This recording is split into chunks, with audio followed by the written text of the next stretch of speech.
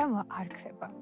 მას ან გააცნობიერებ და გარეთ გამოუშვებ, ან ის შენს მაგივრად დაიწყებს საუბარს. შენმა სხეულმა იცის ყველაფერი და მას ახსოვს ყველა შენი გამოცდილება, მათ შორის ყველა ტკივილი, რაც განიცადე. ის გესაუბრება დაჭიმული კუნთებით, ბურთის განცდით ყელში, სიმძიმის შეგრძნებით გულმკერდზე, დაღლილობით და ასე შემდეგ. ის მუდმივ კონტაქტშია შენთან და გესაუბრება მანამ სანამ ყურადღებას არ მიიქცევს შენსას.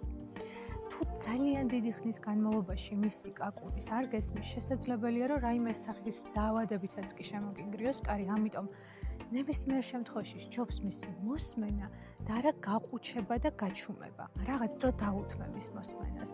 ჰკითხე, რას გრძნობს შენი სხეული, სად გრძნობს, სად არის ეს განცდა, როგორია, ზედაპირულია თუ ღრმაა, მძიმეა თუ მსუბუქი, აღწერე ეს განცდა როგორი არის, დააკვირდი. ხშირ შემთხვევაში ამ ადგილით სუნთქვამაც კი შეიძლება ძალიან დიდი შვება მოგცეს.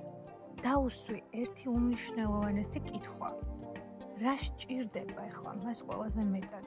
შეიძლება ეს იყოს დასვენება, საუბარი, შეხება, ტირილი, შენგან მისმის შემჩნევაც კი უკვე შეიძლება სარგებლის მომტანი აღმოჩნდეს შენთვის. ამ პროცესით შენი სწავლი, შენი საკუთარი სხეულის მოსმენას, მასზე დაკვირვებას და მასში მიმდინარე პროცესების გაცნობიერებას.